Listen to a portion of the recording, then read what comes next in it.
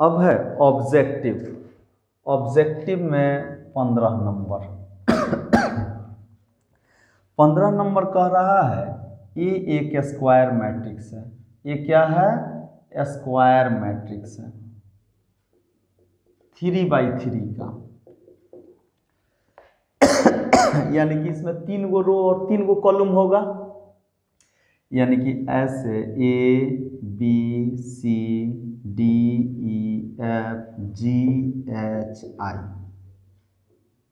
ठीक है, तो एक काम करते हैं, कोई भी मैट्रिक्स होगा तो जरा देखिए तो अब ABCDEFGHI है तो ये मैट्रिक्स है। इसमें अगर हम के से गुना करते हैं तो के से तो ए बराबर इतना, तो के ए बराबर कितना, तो सारे एलिमेंट में के से गुना करना पड़ेगा। के ए, के बी, के सी, फिर चलिए के डी, यहाँ के ई, यहाँ के एफ है जी।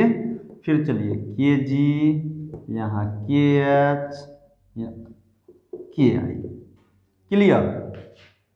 अब इसका डिटर्मिनेंट बनाना है। इस के का मतलब क्या हो गया? डिटर्मिनेंट। तो के ए बराबर के ए का डिटर्मिनेंट अगर बनाएंगे तो ये हमारा हो जाएगा यहाँ के ए, के बी, के सी, और यहाँ के डी, के जी, के ई, के एच, के एफ, के आई। क्लियर? अब जरा देखिए तो इस रो में कितने के हैं? 3 के हैं, तो के इसमें से बाहर निकाल लीजिए। फिर इस रो में से, ये तो डिटर्मिनेंट हो गया, डिटर्मिनेंट में किसी एक रो में से आप कॉमन ले सकते हैं या किसी एक कॉलम में से कॉमन ले सकते हैं, जबकि मैट्रिक्स में पूरे मैट्रिक्स से कॉमन लेना पड़ता है, पूरे एलिमेंट से। तो यहाँ इस R1 से आपने कॉमन लिया के, R2 से आपने कॉमन लिया के, R3 से आपने कॉमन लिया के, तो बच गया क्या चीज? ABCDEFGHI, यही ना बचा। तो यहाँ के क्यू हो गया गुना, ये देखिए ABC अगर एक मैट्रिक्स है तो इसके डिटर्मिनेंट को क्या लिखेंगे? ऐसा ही ना लिखेंगे, डिटर्मिनेंट ऑफ ए, यानी कि के ए का, यानी कि अगर ए कोई 3x3 मैट्रिक्स है, 3x3 ऑर्डर का मैट्रिक्स है, तो अगर हम उसमें के से गुना करके उसका डिटर्मिनेंट निकालें तो वह 3 गो रो और 3 गो कॉलम में गुना हो गया। तीनों रो में से किसी एक रो में से कॉमन निकालते हैं तो ये डिटर्मिनेंट में एक रो या एक कॉलम से निकालेंगे। तो यहाँ एक रो से निकालेंगे तो एक के गो ना के निकलेगा, यहाँ 3 गो रो है तो 3 गो के निकला, तो के क्यू। और ये जो बचा ये सिंबल तो डिटर्मिनेंट का है, तो इसी मैट्रिक्स का ना ये डिटर्मिनेंट है, तो के क्यू ए, यानी कि आंसर इसका हो जाएगा सी। अगर नहीं विश्वास हो तो एक चीज देखिए, आपको हम एक चीज बताते हैं, इसका आंसर हो जाएगा सी। जैसे मान लीजिए सबसे आसान 3x3 का A B, यहाँ 0 लिख दीजिए, यहाँ 0 लिख दीजिए, यहाँ 0, यहाँ B, यहाँ 0, यहाँ 0, यहाँ 0, यहाँ C लिख दिए। तो बाबू ये A हो गया, ये कोई मैट्रिक्स है, तो इसका डिटर्मिनेंट क्या हो जाता है? ऐसे लिखेंगे A 0 0 0 B 0 0 0 C होता है। अब एक्सपेंडिंग अलोंग R1 के अलोंग एक्सपेंड करेंगे तो ये कॉलम और ये रो गायब, तो क्या बचेगा बाहर? A, यहाँ B, यहाँ 0, यहाँ 0, यहाँ C, यानी कि A। अब मल्टीप्लाई कीजिए तो BC माइनस 0 यानी कि ABC, यानी कि डिटर्मिनेंट का मान क्या हो गया? ABC। अब हम के से गुना कर देते हैं, के ए करते हैं, तो के क्या हो जाएगा? तो यहाँ हो जाएगा के ए 0 0 0 के बी, यहाँ 0, यहाँ 0 0 के सी। ठीक है, तो बाबू अब आप देख सकते हैं इसका डिटर्मिनेंट अगर निकालें के का डिटर्मिनेंट तो ये बराबर हो जाएगा यहाँ के ए 0 0 0 के बी 0 0 0 के सी। क्लियर। अब के ए का डिटर्मिनेंट ये है तो एक्सपेंड कर दें, एक्सपेंड करेंगे तो ये क्या हो जाएगा के ए, ये रो गायब, ये कॉलम गायब, तो यहाँ के बी, यहाँ 0, यहाँ 0, यहाँ के सी बराबर हो जाएगा के ए गुना कीजिए के स्क्वायर बी सी माइनस 0। अब के यहाँ है, के यहाँ है, तो के क्यू ए बी सी, तो के क्यू ए बी सी का मान क्या है, ए का डिटर्मिनेंट का ना मान है, ए के डिटर्मिनेंट का मान है के बी सी, इसीलिए आंसर जो हो जाएगा 15 का वह हो जाएगा सी। कोई दिक्कत? देखिए दो तरीका से बता दिया गया। एक याद रखिएगा ट्रिक बाबू, एक ट्रिक आप हमेशा याद रखिएगा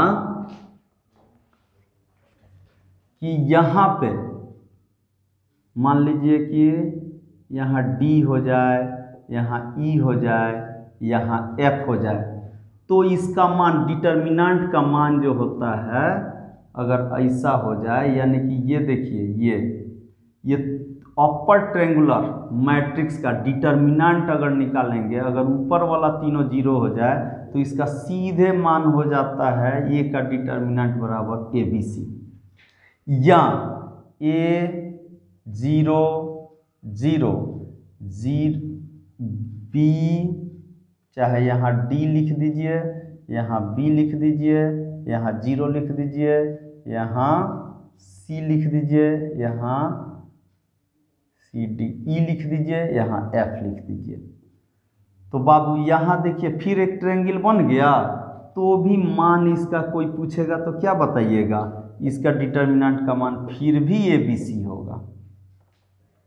यानी कि अपर ट्रायंगुलर बन जाए किसी स्क्वायर मैट्रिक्स का, अपर ट्रायंगुलर हो, अपर ट्रायंगुलर मैट्रिक्स हो या लोअर ट्रायंगुलर मैट्रिक्स हो, तो उसका मान जो होता है ये डायगोनल का जो एलिमेंट होता है ना, इसी डायगोनल एलिमेंट के मल्टीप्लिकेशन के बराबर होता है। Upper triangular matrix, upper triangular matrix का नीचे वाला ट्रायंगल 0 और यहाँ लोअर ट्रायंगुलर मैट्रिक्स है तो अपर ट्रायंगल का 0, तो इसका दोनों का मान अगर दोनों तरफ हो जाए a 0 0 0 b 0 0 0 c, तो इसका मान भी वही होगा ए बी सी।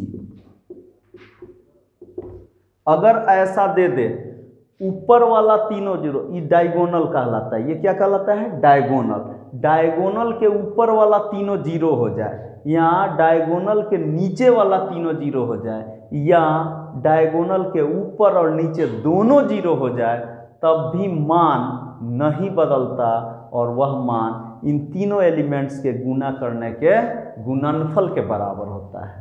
क्लियर। अब 16 नंबर पर आते हैं।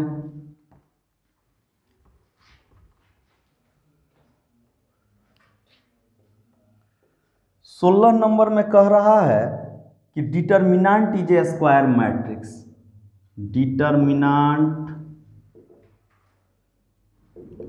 इज ए स्क्वायर मैट्रिक्स, ये पहला ऑप्शन है।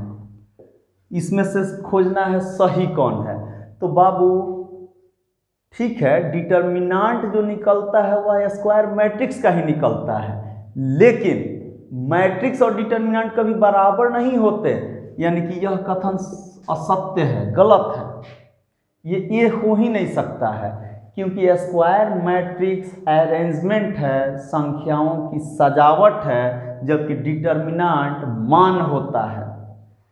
डिटर्मिनेंट एक संख्या होती है, तो एक संख्या होती है डिटर्मिनेंट और संख्याओं की सजावट होती है मैट्रिक्स, इसलिए मैट्रिक्स का भी डिटर्मिनेंट नहीं हो सकता। डिटर्मिनेंट एक संख्या है, मैट्रिक्स सजावट है, तो ये गलत हो गया। बी में कह रहा है determinant is a number associated to a matrix, determinant is a number associated to a matrix. ये ठीक है, अभी हमने बताया कि डिटर्मिनेंट एक नंबर होता है, लेकिन यहाँ मैट्रिक्स दिया हुआ है। हमने अभी बताया कि डिटर्मिनेंट उसी का निकल सकता है जो मैट्रिक्स स्क्वायर हो। यहाँ तो कहीं जिक्र ही नहीं है स्क्वायर मैट्रिक्स का, यानी कि यह भी गलत है। मैट्रिक्स 1/3 भी हो सकता है, 3/1 भी हो सकता है, 1/2 भी हो सकता है, यानी कि स्क्वायर मैट्रिक्स नहीं भी हो सकता है। तो जब मैट्रिक्स स्क्वायर नहीं होगा तो उसका डिटर्मिनेंट नहीं निकलेगा। डिटर्मिनेंट सिर्फ उसी मैट्रिक्स का निकलता है जिसका रो और कॉलम बराबर हो। उस मैट्रिक्स का ही डिटर्मिनेंट निकाला जा सकता है जिसका रो और कॉलम समान हो, यानी कि स्क्वायर मैट्रिक्स का। तो यहाँ तो केवल मैट्रिक्स लिखा है, इसलिए ये संभव नहीं है। तीसरा कह रहा है determinant is a number associated, हाँ, determinant is a number associated to a square matrix. देखिए स्क्वायर मैट्रिक्स अगर है तो उसका डिटर्मिनेंट भी संभव है, इसलिए 16 का आंसर सी होगा। और चौथा में दिया है नन, चौथा में दिया है नन। तो एक बात बताइए, जब सी आंसर हो गया तो नन काहे का? नन का मतलब होता है इनमें से कोई नहीं। तो कोई नहीं कैसे? सी तो आंसर है, इसलिए इसका आंसर 16 का भी आंसर सी ही होगा। 15 का भी सी ही था। क्लियर? तो 15 का सी और 16 का याद रखिएगा, सिर्फ और सिर्फ स्क्वायर मैट्रिक्स का ही डिटर्मिनेंट निकलता है। और डिटर्मिनेंट एक नंबर होती है associated to a square matrix.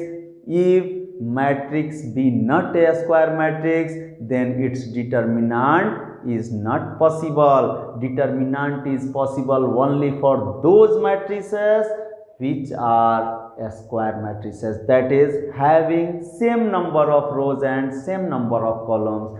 वैसे matrices जिसमें पंक्तियों की संख्या तथा स्तंभों की संख्या, रोज की संख्या तथा कॉलम्स की संख्या समान हो, उसी का डिटर्मिनेंट निकलता है। अन्यथा हर एक मैट्रिक्स का डिटर्मिनेंट नहीं निकलता।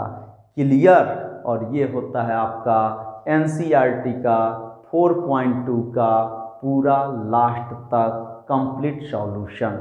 आप अगर पीछे वाली वीडियो नहीं देखे हैं तो चैनल को सब्सक्राइब कीजिए और उसमें मैट्रिसेस एंड डिटर्मिनेंट नाम का एक प्लेलिस्ट है। उस प्लेलिस्ट में सारे सॉल्यूशन 1 से लेकर 16 तक बनाए हुए हैं। Thank you.